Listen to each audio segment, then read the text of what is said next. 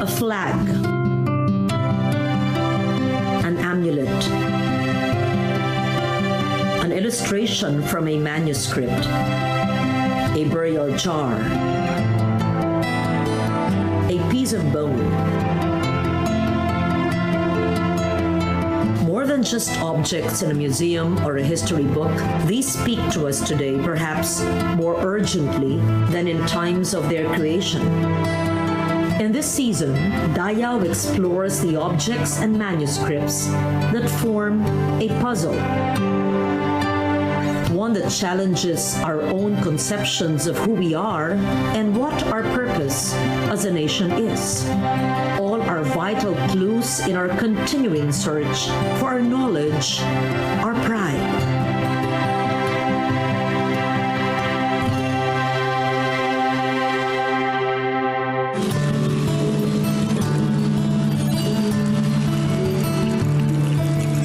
In the opening of the 2019 Southeast Asian Games, many wondered about the eye-catching patterns that were used as projected backdrop for the production.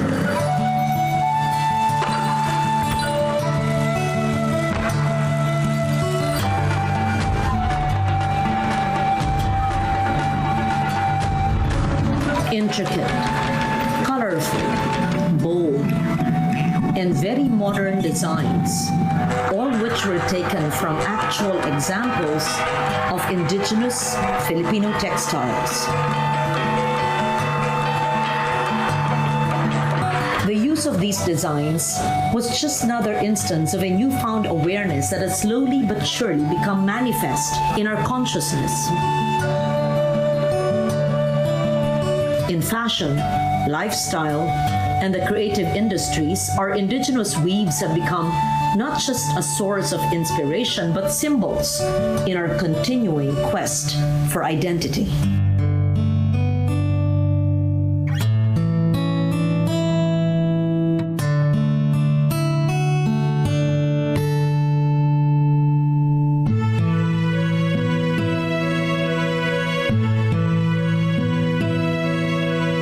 We continue to explore symbols of our nationhood, this time through the rich heritage of weaving and the abundant harvest of designs, techniques, meanings, which many Filipinos are only now beginning to discover.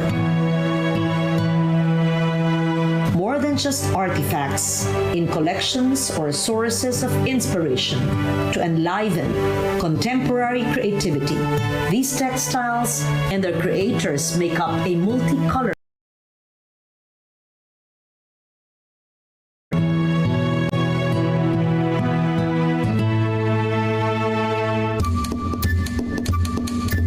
The tradition of weaving on a backstrap loom is an ancient one in Southeast Asia.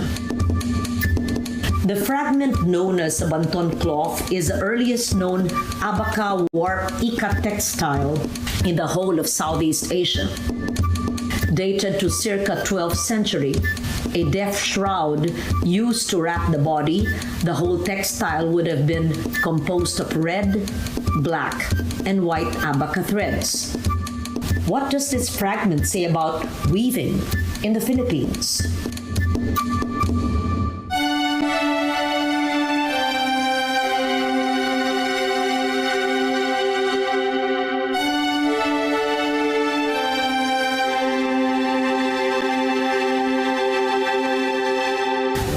Respicio is considered a foremost expert on Philippine textiles. Her book, The Journey of 1,000 Shuttles, documents the various weaving techniques as well as the looms that were used to produce these textiles.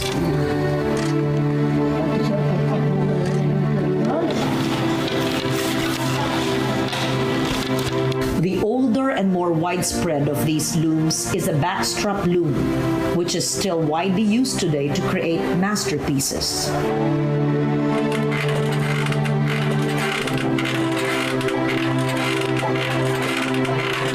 The weaver is an integral part of the loom, for her body serves as a source of tension and pressure to keep the threads of warp and weft together.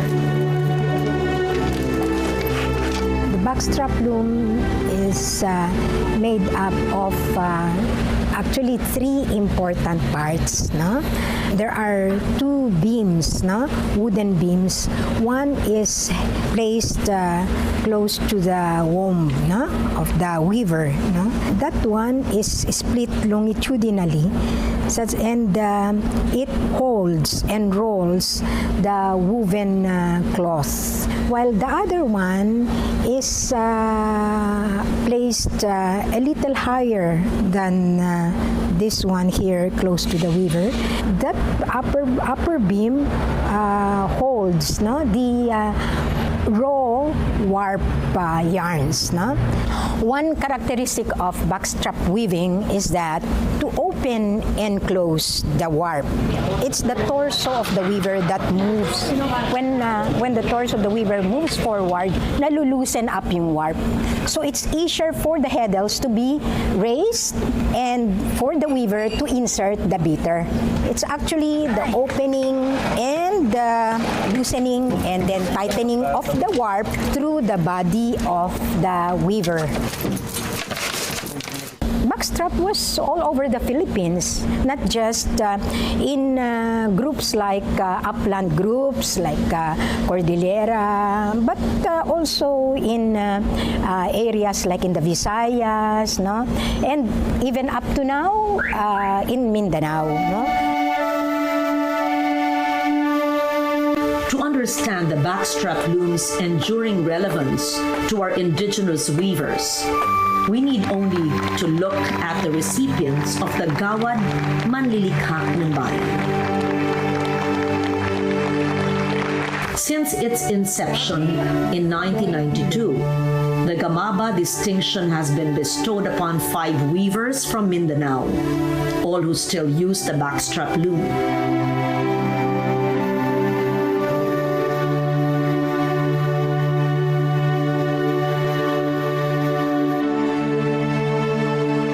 Langdulay ay Tiboli and Salintamonon ay Bagobo are 2 master weavers who have passed on, but their bodies of work are now part of our national heritage. They are really dedicated textile weavers, no? And they never use commercial dye. They only use natural dye, no? For Lang Dulay, for example, she is really the master of designing, no? She can come up with designs that are so intricate, just like the phoenix design, in so stylized form, and yet you would see and feel the form of the phoenix in her abaka ikat, no? At the same time, the smoothness of the abaka ikat production, even salintamonon, are so smooth, no? Very smooth surface, well-defined design forms, no? And shiny and pliant. Salintamonon is a Bagobo from Davao del Sur. Again, just like Lang Dulay, she was able to preserve the identity of the Bagobo of Davao del Sur through her very intricate and very colorful weaves. What I do remember about Lang Dulay, the legendary Lang Dulay, is the fact that she had not only weaving virtuosity, but she was also a leader. She was a leader. Her school was a big school, and she had many followers, and she was able to train many of them. The most recent set of Gamaba awardees announced in 2018 included yet another weaver of Abaka Ikat. She is a Balaan from Polomolok, South Cotabato. Ang nauna niyang yung sinabi niyang mama niya na mag-design daw siya ng kung tawagin ay fanggalaw. Fanggalaw daw yung pinagawa sa kanya para makuha niya lahat ng designs. Masaya daw siya, ma'am, pag nagwi-weave. Dahil nagwi-weave siya na mula sa puso. The traditional weaving, similar to the tinalak in the way of working, but this is ikat, no? Ikat weaving, and you know that ikat weaving is very old in the Philippines. And we have fewer and fewer ikat weavers simply because it's a very hard kind of work. You have to be so painstaking in your work because you really have to tie a lot of strings in order to create the pattern. And Fu Yabing, in spite of her age, in spite of her eyesight not as clear anymore as before, she continues, she persists in this. And she creates very, very fine designs. To imagine that these master weavers just sit at their looms and weave is a simplistic view of their art. For Abaca, ikat weaving is a process that begins with a knowledge of the natural world. From the gathering of the abaca leaves, stripping of its fibers, laying of the threads to the frames, to the composition of the design by tying specific portions so that they will be untouched by dyes, and gathering the roots, herb, and bark, the ingredients for the natural dyes. The very process of weaving is not possible without all this knowledge and preparation. The forest and its plants, the rivers and mountains, the seasons. All of these are the weaver's partners. The environment is indeed the co-creator of the weaver's masterpieces.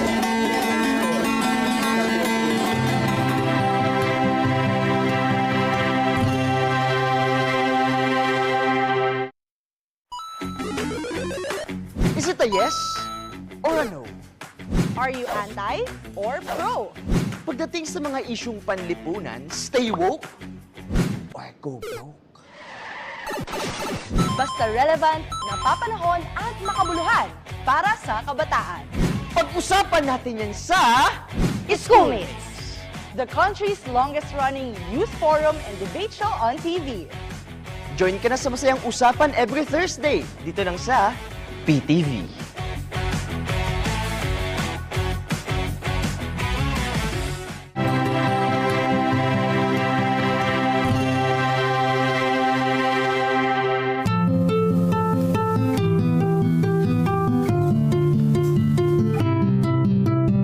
The backstrap loom has also been used to create textiles from cotton and even silk.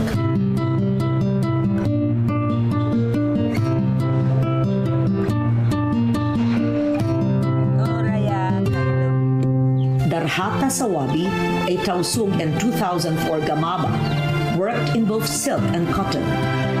The Gamaba distinction recognized her as a master weaver of the Pishyabit, a textile that best represents the glory of indigenous weave. Her early demise was an irreplaceable loss to the nation. Darhata Sawabi was a master of this piece. You really marvel at the intricacy of the design, very finely detailed, very colorful. We're hoping that we will find somebody who is as good as her, because we know that she was not the only one in her town or in her province to really practice this tradition, and Darhata Sawabi's legacy should really continue.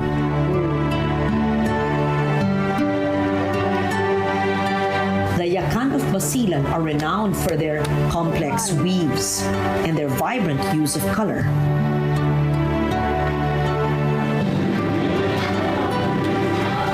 The latest batch of Gamaba awardees included one master weaver, still adept at weaving the Sinaluan and Seputangan, the two signature textiles of our people.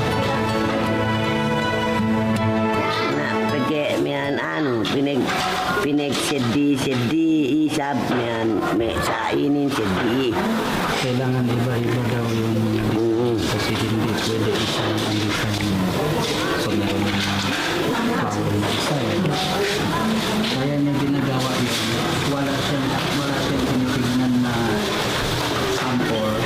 Maisisikan lang nila yung ginagawa nila kasi marami daw magustuhan ng gano'n. Nabalik-balik ko ko. Nanjari pergi setay ko ngag na sa inin. That's really the duty of the Balitang Pambansa, to make sure that she or he transfers this skill to the younger people in the community.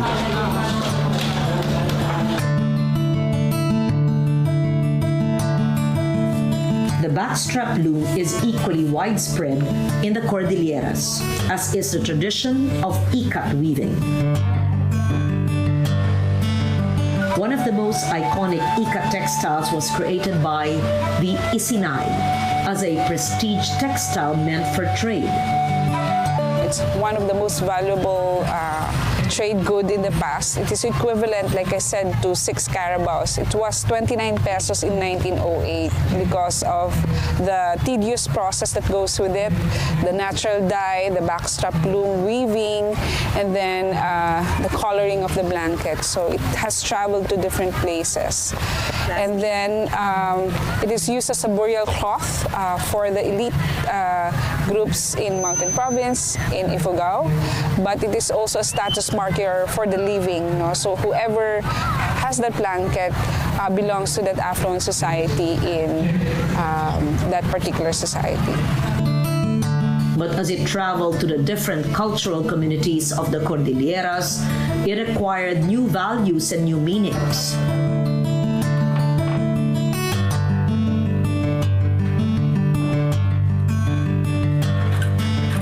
The other loom that is widely used is the foot pedal loom or box type loom.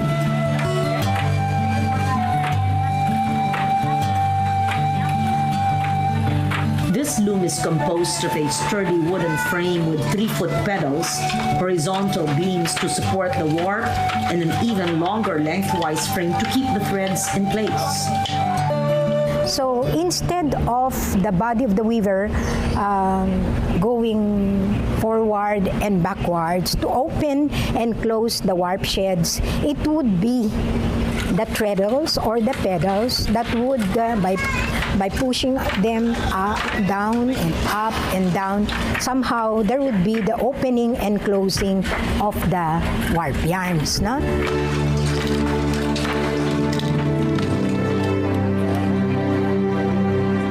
In 2012, the Gamaba distinction was awarded to a weaver from Pinili, Ilocos Norte, Magdalena Gamayo.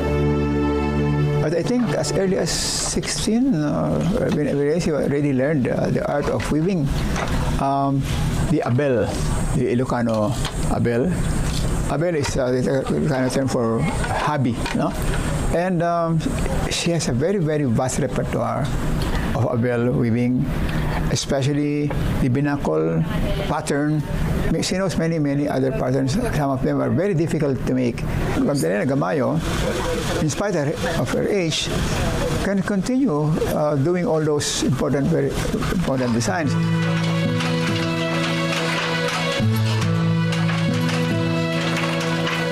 The popularity of the backstrap loom is evident in many other weaving centers across the archipelago. In Antique, communities of weavers continue to produce the checkered, multi-purpose textile called patajo.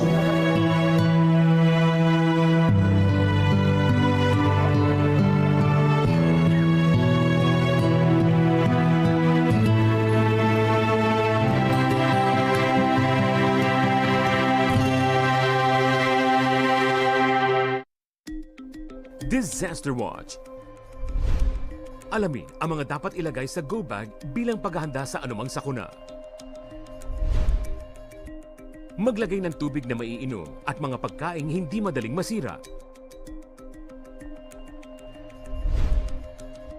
Maglaan ng espasyo para sa first aid kit at survival kit para sa mga hindi inaasahang pangyayari.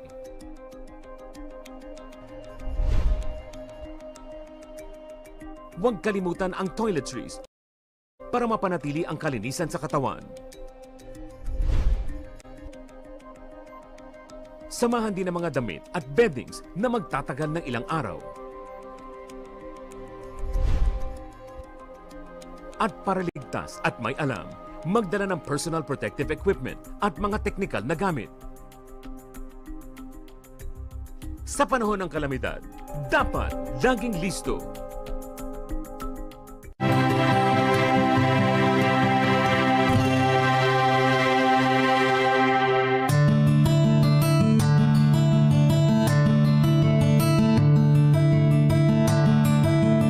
It seems most apt that piña is called the queen of Philippine textiles.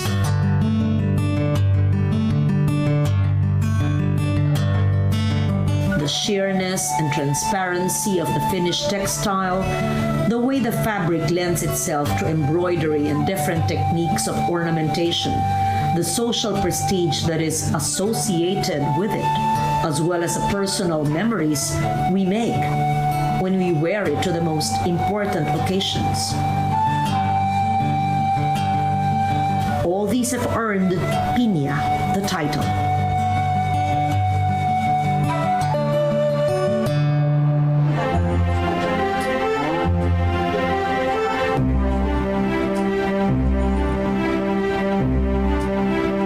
Galleries in museums are now devoted to textiles.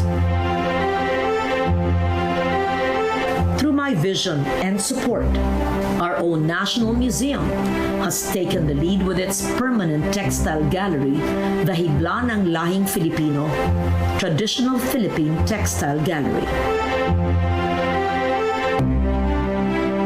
Outside the country, the National Museum of the Philippines, in partnership with my office and support from the Department of Foreign Affairs, has launched Hibla ng Lahing Filipino Traveling Exhibition and Lecture Series, featuring textiles made of piña seda in London, Lisbon, Madrid, Frankfurt, Washington, D.C., New York, San Francisco, Hawaii, Tokyo, Bangkok, Singapore, Geneva, and Buenos Aires.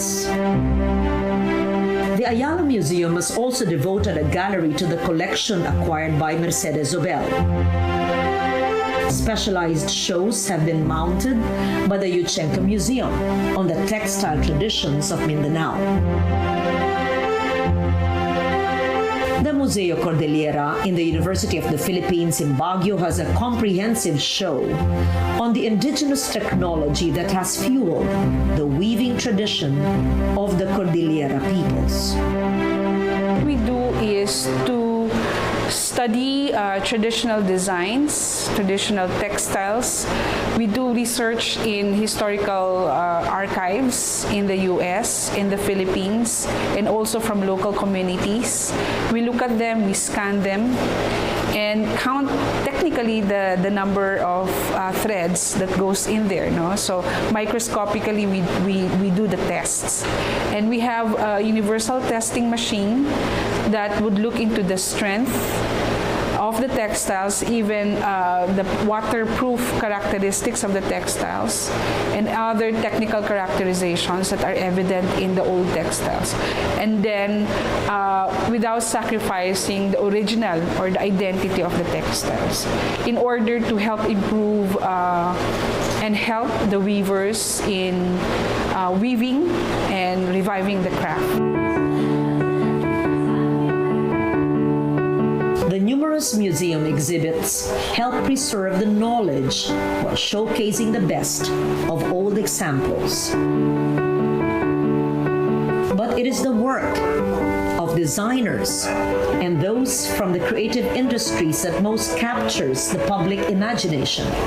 Their work helps in both informing the public as well as shining a spotlight on the traditional weaver and artisan.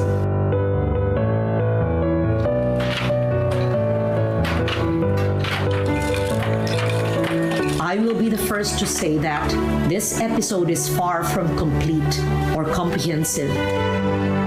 There is just so much to learn about our weaving traditions to be contained in one episode. And Dayaw has done many, many such episodes. Why should our weaving tradition be so important to us? Think of this. Here is a tradition that has survived to this day, providing a viable source of income for many, while preserving ancient techniques. It is an indigenous art form that integrates spirituality, ecology, and botany, with precise mathematics and technology. Taken collectively, here are meaningful symbols of a nation. The diversity of Philippine indigenous textiles mirrors our own. Behind every textile is a story of weavers.